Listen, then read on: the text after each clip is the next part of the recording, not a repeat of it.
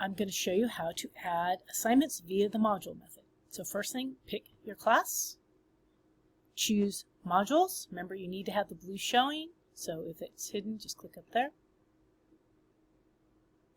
If you already have a module, you can start there, or you can add a module and give it a name.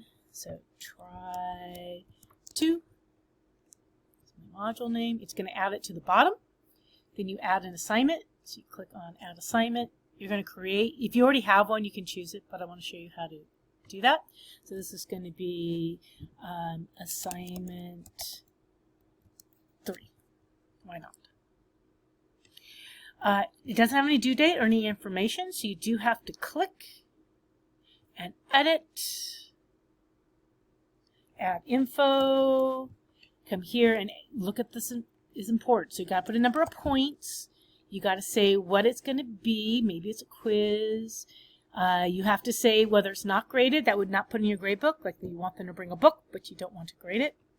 Or you can do points, which most of you will probably do.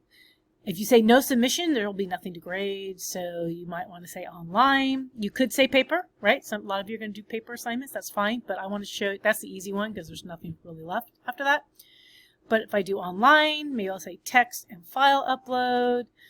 And then I want to give them extra chances, so I'm going to give them 3 chances to do this. You can make it a group assignment, require peer review, assign it to different people. You can add, like if a 504 group or IEP kids, you want to add specific people, you can add them here.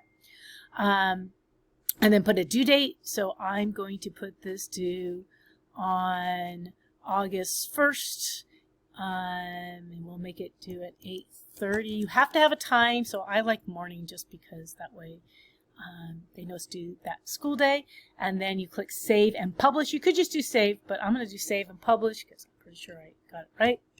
And if I go back to my modules now, and I look down here at my last one, here's my Try 2 Assignment 3. It's all published. And I can double check by going to my calendar.